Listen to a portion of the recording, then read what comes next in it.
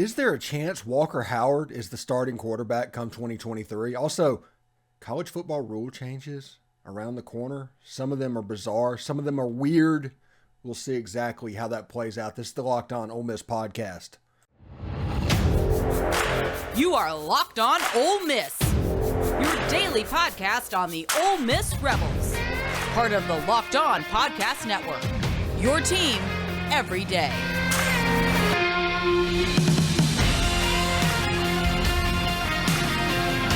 All right, welcome to the Locked On Ole Miss podcast. I am your host, Stephen Willis. Thank you guys very much for joining us. I do want to thank you for making the Locked On Ole Miss podcast your first listen every day. We are, in fact, free and available wherever you get your podcast, including YouTube. Do us a favor, subscribe to the YouTube channel, hit the bell for notifications, and, of course, upvote and comment on the video itself. We'd appreciate it.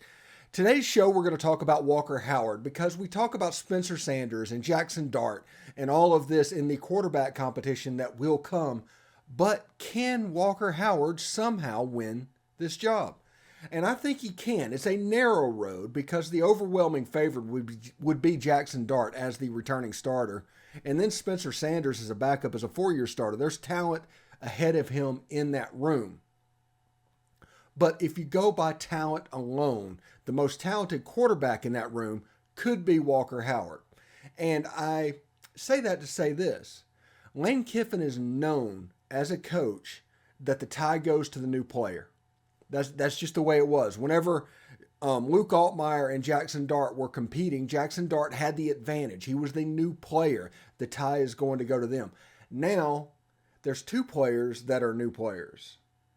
So would Lane Kiffin prefer a Spencer Sanders or a Walker Howard to win the job? Or would he prefer Jaxson Dart to clearly take advantage of his position and go just win it?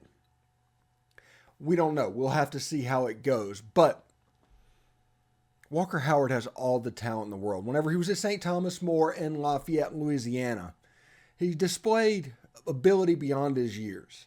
And the one advantage that he has over both Spencer Sanders and Jaxson Dart that is going to help him the most into this quarterback competition is how quickly he gets rid of the football. He is decisive. He knows where he wants to go. He does a great job anticipating, and he uses the middle of the field.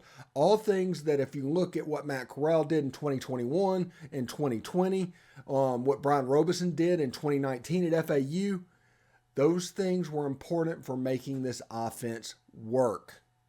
So Walker Howard having that ability, and an ability that we think is going to be very important going into this season, gives him a shot, a chance. Like I said, Jaxson Dart has all the ability in the world. If you put dirt on his grave, you're making a mistake. Same goes for Spencer Sanders, all the talent in the world. This is the most talented an Ole Miss quarterback room has been probably since Glenn Griffin roamed the halls back in the early 60s. That is how talented this quarterback room is. So Walker Howard somehow competing and winning this job would show you how good he is.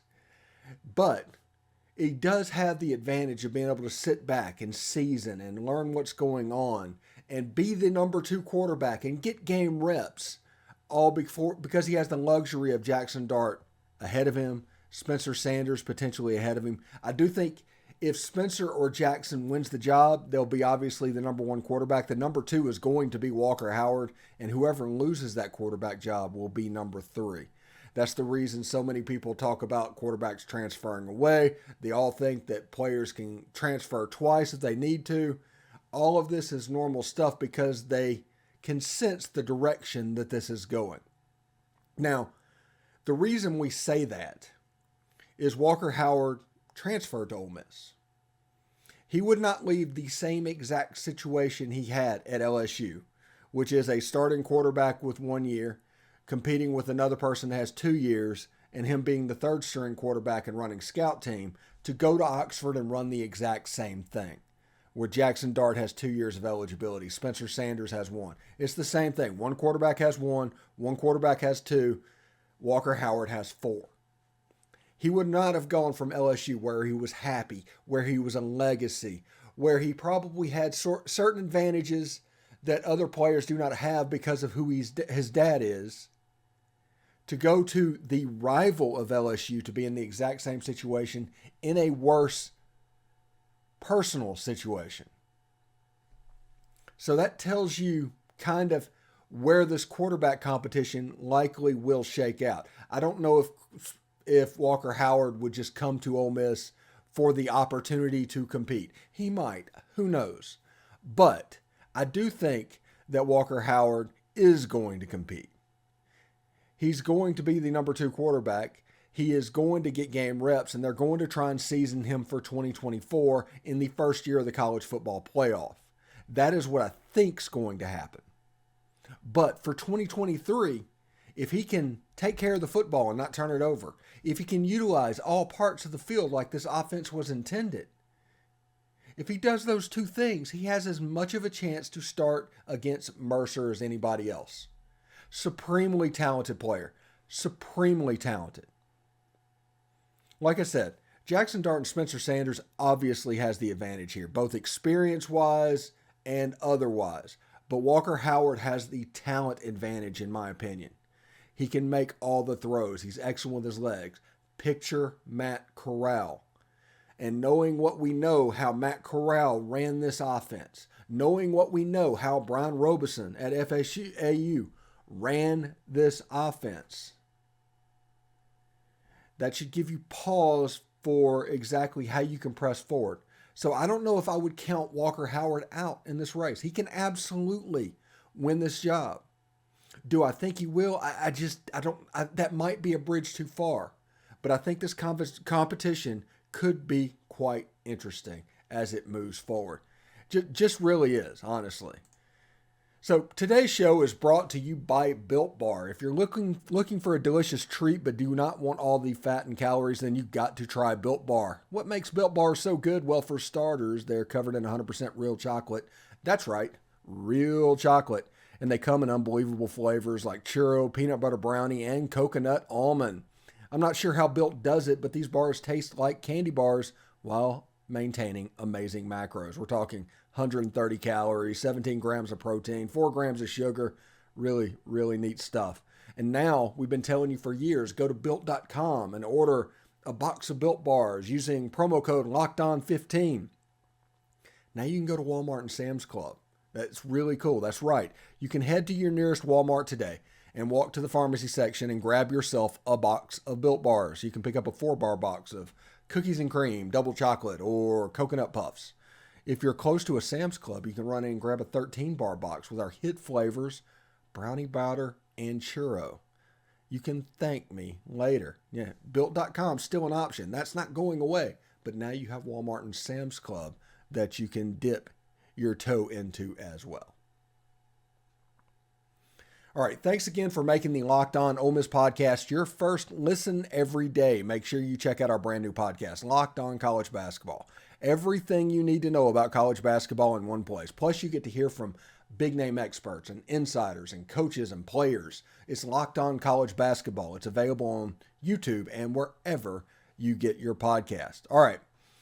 Now, an article by Ross Dellinger from SI came out where they were talking about potential rule changes designed to affect the clock and shorten the game times. The one thing that you will not hear in this article is they want to cut down TV commercials, or they want to cut down replays, or anything that is actually the reason for the length of the game as it is. So they are going to cut down the number of plays. The number of actual football that's going on during the game, they want to cut that down. And there's 4 proposals out there right now. I don't know if it's all or nothing. I don't know if it's one at a time. I don't know how they're going to do it, but they're going to vote on it in the coming months, potentially for the 2023 season. Now, the first one is prohibiting consecutive timeouts like icing the kicker, things like that. That I completely agree with. There's no reason why you should take multiple timeouts. If you're not good to go, if you're not right after your first timeout, that is on you. Take the penalty, go back and regroup. Second is there's no untimed down at the end of the first quarter and third quarter, which essentially makes it a first half and second half type game, but that's beside the point. It just makes just as much sense to just go to the other end of the field, march off the penalty, and let it be done. That makes complete sense. I mean, good idea. Clock runs after first downs, except inside the 2 minutes of the half. These are like XFL rules that we see. The games on the XFL have been lasting about 2.5 hours. It makes sense. It's NFL type rules with the exception of not being so crazy inside of 2 minutes to where you have 18 different things to worry about. And the fourth one is a little bit weird. And his clocks run on incompletions once the ball is spotted. So if you're rushing up to down the ball, and you spike the ball, you're out of timeouts and you have 6 seconds left or something like that. You go up there and you spike it, you immediately got 3 seconds or so to run a play because as soon as that thing's spotted again, the clock's going to go. So you basically have 3 seconds to get the play right. So while you're spiking it, maybe there's communication going on. Either way, this affects the gameplay more than anything else. Now, again, they're not messing with replays. They're not messing with TV timeouts. The in-stadium, in-game experience right now is absolutely laughable. They want people, they tug on the heartstrings as much as they can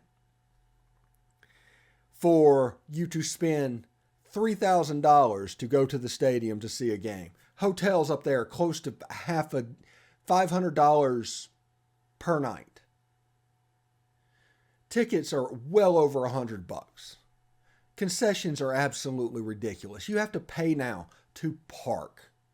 You have to do all of these things because they have expanded their waistline of how much they're willing to pay. They have a $9 million head coach. The basketball coach makes $3.5 million. They have to pay these bills and they understand that it's going away. But the problem is the in-stadium experience and going to a game is problematic. It is an infinitely worse experience than watching the game on television, which requires you not to buy a ticket, which requires you not to pay for parking, which requires you to not have to get a hotel. And the in-stadium thing on these TV timeouts, you have a possession, a 3 and out, 2.5 minutes. You have another possession, get a first down, 2.5 minutes. And it just goes on and on and on. And it drags and replays drag. And the whole experience is miserable for the people in the stadium. So here's the dirty secret that's going on right now. They've looked at the analytics. They've seen attendance gradually going down over the last 15 years. And we've all talked about it over and over and over again. The money for TV, the only thing that TV makes money on is live events. So TV is going to overpay for college football. So they're going to start designing the game and everything about it for the TV audience. They're not going to care about the people in the stadium. All of this extra money that schools have at their fingertips because of people with heartstrings and things like that going to the stadium, that is going to dry up. It just is. Especially in this age of NIL. This is why this is important. TV's trying to get what they paid for. Schools are trying to make up through salaries and everything else to be competitive to prove to their fan base that they're serious. But in the process, they're overcharging their fan base. They're doing money grabs at way too many different places. And those fans eventually are going to decide, hey, I can watch every game on the SEC Network or SEC Network Plus, no matter what the sport. I don't have to drive 2.5 hours to the game. I can use my own bathroom. I can eat my own food. Instead of $125 per ticket, it's going to cost me about $75 per month for the whole family. And all the money that I was going into the trips up to Oxford, now I can put in the NIL fund and actually help the institution that I'm interested in seeing winning. Now, there are some people at Ole Miss that just wants to party. They want to go hang out in the Grove. They want to go be big shots, and they want to recreate their glory days because they've always done it. But now in the age of NIL, it is going to take up all the money, and that includes everything. Absolutely everything. It is going to burn all the oxygen out of the room. And that's the reason everybody is trying to figure out how to get this toothpaste back in the tube. Because if they can't, all of the money is going to end up in these NIL collectives and not in the UMAA Foundation. not in season tickets sold. So, knowing that this is going on, Keith Carter knowing that this is happening, wouldn't it be better to go down with your prices? Wouldn't it be better to be almost a little bit regressive in your thinking for what's going on instead of more? Wouldn't you want people to get in that stadium? Don't you know the score and which one is the better product at the moment? Like I said, some people like the Grove, but that's not the in-stadium experience. There's probably 58,000 out of 60,000 in that stadium that do not want to burn on that concrete in the middle of September, that want to go do something else. I mean, heck, we have a big thing with students leaving at halftime anyway. So I think there needs to be some self-realization happening, because if this is happening with the rules, that is going to make the experience in the stadium worse, because there's going to be less football played and more commercials, more stoppages. And that is going to make that experience and that headache of going up to Oxford less and less. Ole Miss has an advantage that other schools do not have in the Grove. But I don't know if the Grove is worth that much. Because if this keeps going on, I am absolutely positive about this. They're already doing quadrants in the Grove. They're already marking it off. They're going to sell that. And they're going to make money off of that as well. So be careful about these money grabs. Know where your money's going and choose the thing that makes you the happiest of what to invest your money into. If you want to see Ole Miss win, NIL is the play. If you like to hang out in the Grove, season tickets and go in the game is the play. But this absolutely is going to be about you and what you enjoy, because that's the important part of all this. They might tug at heartstrings and everything else to try and get more,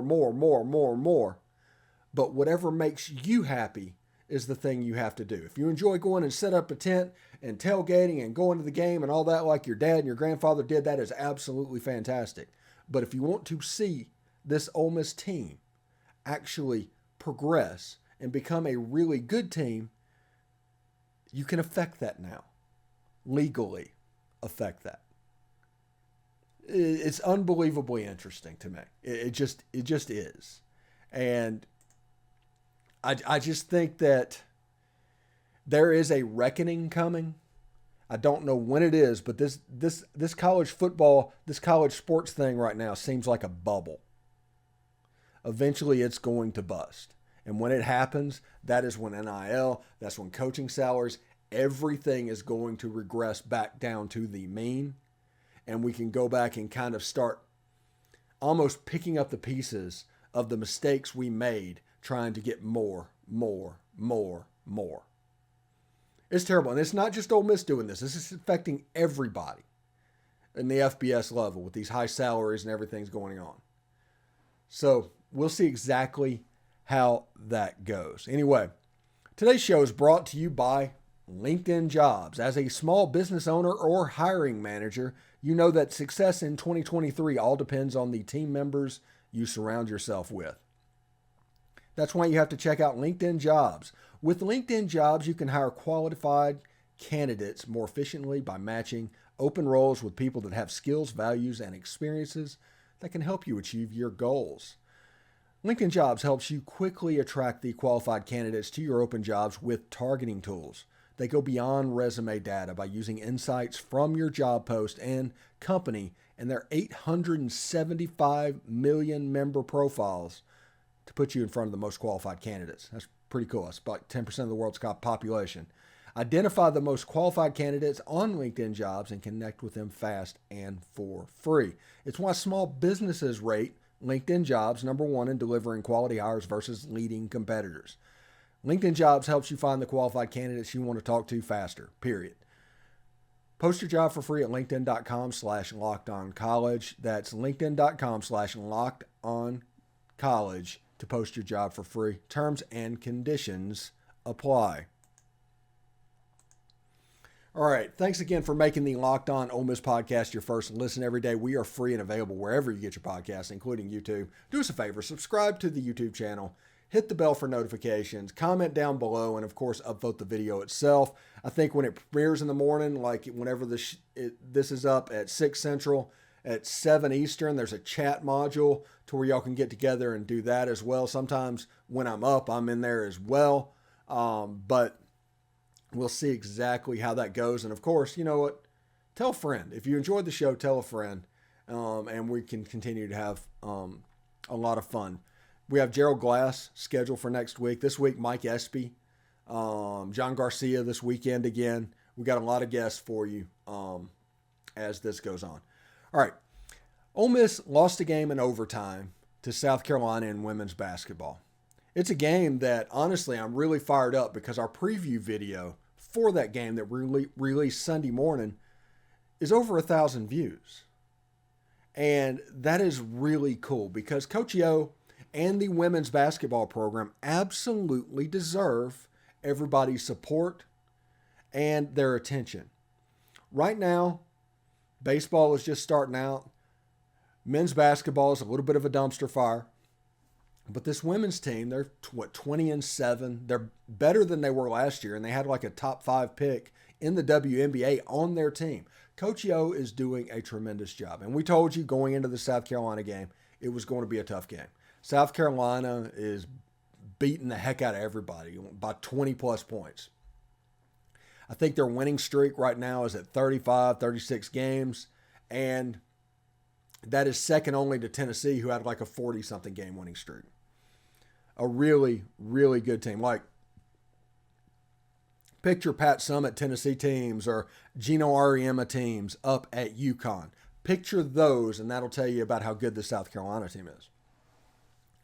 We told you that the way that Ole Miss had a chance to get this done was by making this game ugly and by making it sloppy. And Ole Miss did exactly that because they can really, really defend. If you ask Coach Yo, she talks about it over and over and over again. They defend.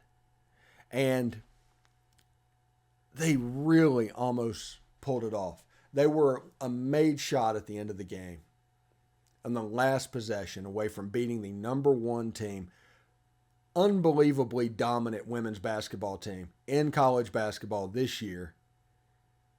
And that doesn't need to be overlooked. Now, the flip side of it is Ole Miss didn't win the game. Eventually, Coach Yo needs to win these games, and they will. You can't just walk into a room and expect you can beat this South Carolina team. When Coach Yo took over, I guess, 3 or 4 years ago, I forget exactly when it was. At halftime, it was like 50-8. I mean, it was an absolutely gulf of class. It was a Power 5 school taking on like a Division II school. That's what it looked like. In fact, in that situation, you might not be able to get a 50-8. It might be a Power 5 taking on a high school team. But looking at this, she recruited. She's grabbed 5 stars. She's done really, really well. And now they're probably in the top third of the SEC, the top quarter of the SEC, somewhere in there. And number 1 is South Carolina, number 2 is LSU. Earlier in the week, Ole Miss played 3 games last week and played against LSU and South Carolina the same week and took them down to the closing minutes in both situations. LSU in Baton Rouge was able to pull away at the very end. I think they won by 7 or 8 points. South Carolina was much more difficult. And it's a situation where the Gamecocks absolutely knew they were there. I had DMs waiting on me on Twitter from South Carolina. It's like, man, congratulations. I thought you were going to win that. And it just didn't happen. So if you take where this team has come from, go back into that 50-8 game against South Carolina, to where they are now, it's moving up at light speed. And Coach Yo is doing a fantastic job. Like I said, this team deserves your attention. This team deserves your eyeballs and a great crowd at the Pavilion for the South Carolina game. It was the biggest women's basketball game in the history of the Pavilion. Ole Miss came up just a little bit short. The next step for Coach Yo will be winning these type games. Not all of them. You're not going to, because these teams are the best of the best. But you need to go up to Thompson-Boling and beat Tennessee. Maybe you need to beat LSU in Baton Rouge. South Carolina coming to home should not be a sure thing win for South Carolina, and it might not be anymore. But those games are very important for Coach Yo and this basketball team. And it's a testament to what they've done that they've been able to pull this off, and honestly, rapid succession. Because, what was his name? Adrian Wiggins, whenever he was there, and it went to Matt Insel. The women's basketball program went into a bit of a gulf. Coach Yo, I guess it makes sense. Now, she's from an island, was able to get Ole Miss out of that gulf and onto dry land. And they've slowly built and built and built and built. And congratulations to Coach Yo and this Lady Rebel basketball team. And I look forward to what they can do in the SEC tournament and in the NCAA tournament. Should be really good. Anyway, thank you for making the Locked On Ole Miss podcast your first listen every day. Make sure you check out our brand new podcast, Locked On College Basketball. It's got everything you need to know about college basketball in one place. Plus, you get to hear from big-name experts, insiders, coaches, and players. It's Locked On College Basketball. It's available on YouTube and wherever you get your podcast. All right, thank you very much for tuning in today. Pretty good. We talked about Walker Howard and can he compete in 2023. We talked about the rule changes that might be coming to college football. That's interesting. And we talked about the job that Coach Yo is doing. She deserved a segment on the main podcast. We gave them a segment because they absolutely deserve it. That's absolutely fantastic. Anyway, we will talk to you tomorrow. Until then, peace.